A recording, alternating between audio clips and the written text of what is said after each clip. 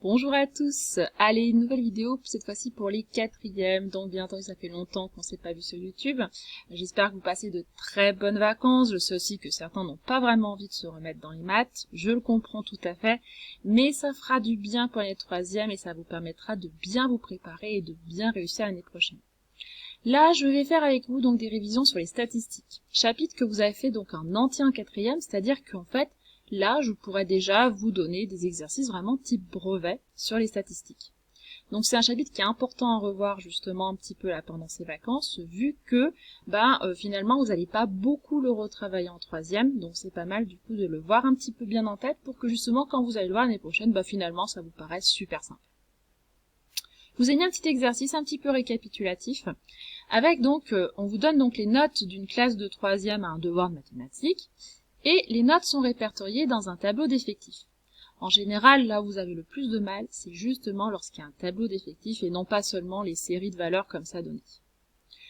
Donc, avec ce tableau, plusieurs questions.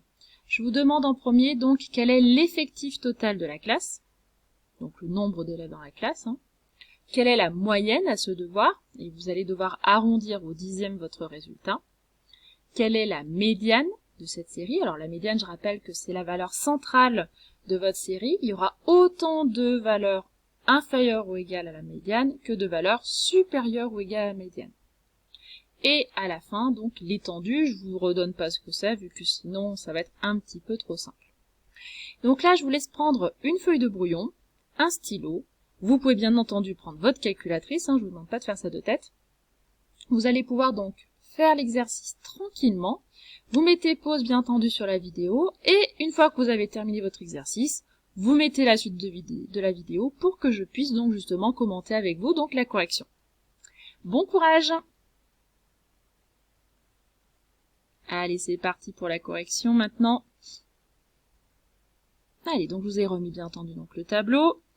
L'effectif total de la classe, ça va être quoi? Ça va être tout simplement la somme de chaque effectif. Je vais ajouter donc 2, plus 1, plus 5, plus 8, plus 4, plus 6, plus 3.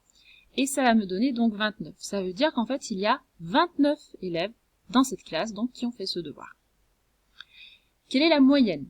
Alors, la moyenne, on ajoute normalement chaque note et on divise par le nombre d'élèves dans la classe, mais là on a à chaque fois donc une note affectée d'un coefficient. C'est ce qu'on appelle une moyenne pondérée. On met un poids, c'est-à-dire que par exemple, ma note, mon 10, a plus de poids vu que j'ai 8 élèves qui ont 10, que mon 6 où il y a un seul élève qui a 6. Voilà. Donc ça s'appelle une moyenne pondérée. Donc je vais multiplier chaque note par son effectif, et je vais ajouter tout ça, et je diviserai bien entendu par l'effectif total. Donc j'ai fait avec un grand trait de fraction. Si vous faites le calcul à la calculatrice sans le trait de fraction, pensez à mettre des parenthèses pour la partie du numérateur. Sinon, votre calculatrice va diviser que le dernier calcul par 29 et ça va vous donner une moyenne complètement ahurissante. Vérifiez bien que votre moyenne soit comprise entre la plus petite valeur, c'est-à-dire ma plus petite note ici c'est 5, et ma plus grande note 16. Forcément, votre moyenne doit être comprise entre 5 et 16. Et puis là, on voit bien quand même qu'elle va être relativement proche de ces valeurs ici centrales, entre 8 et 11 plutôt.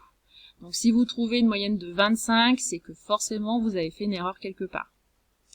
Donc on va faire 5 fois 2, plus 6 fois 1, plus 8 fois 5, plus 10 fois 8, plus 11 fois 4, plus 14 fois 6, plus 16 fois 3, c'est un petit peu long, je vous l'accorde, et on divise le tout par 29. Et ici, donc, au dixième près, attention, parce que vous avez 10,7 et après un 5.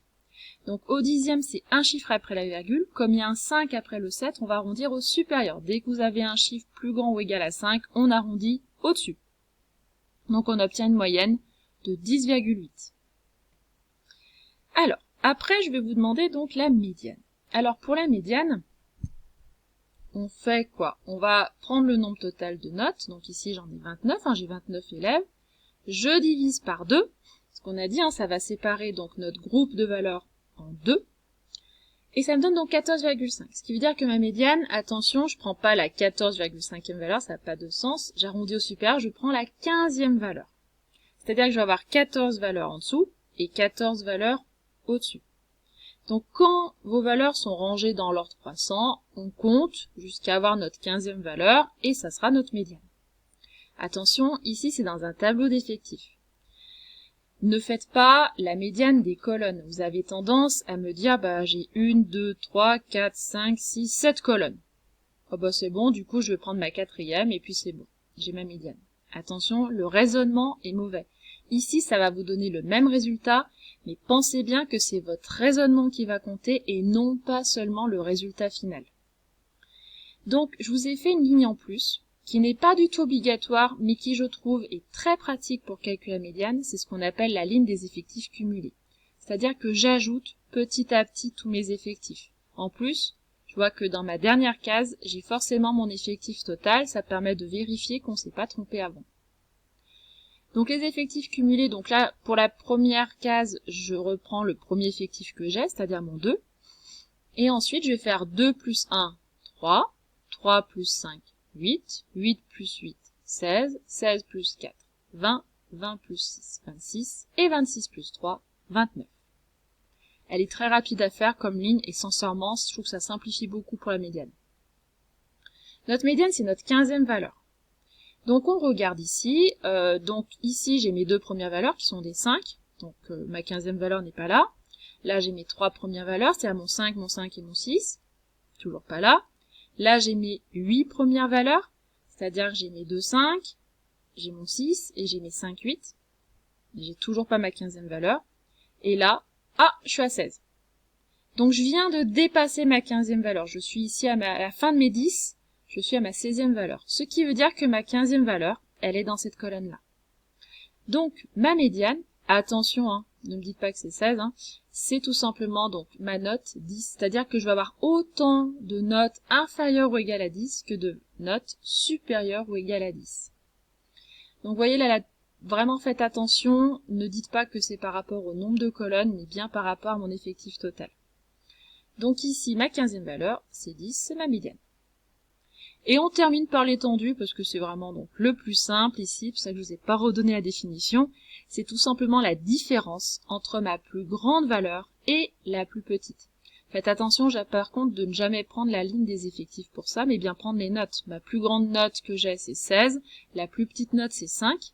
Donc je vais faire 16 moins 5, c'est-à-dire 11. Mon étendue, elle est de 11. Voilà, toutes ces petites révisions. Donc là, c'est vraiment le même style d'exercice qu'on va pouvoir vous demander en troisième. Donc si vous savez bien faire maintenant, c'est déjà bon pour l'année prochaine. Et puis sinon, vous inquiétez pas, vous allez revoir ça tranquillement l'année prochaine. Et sur ce, bon courage à tous. Je vais vous mettre sûrement une petite vidéo en fin de semaine. À bientôt et bonnes vacances!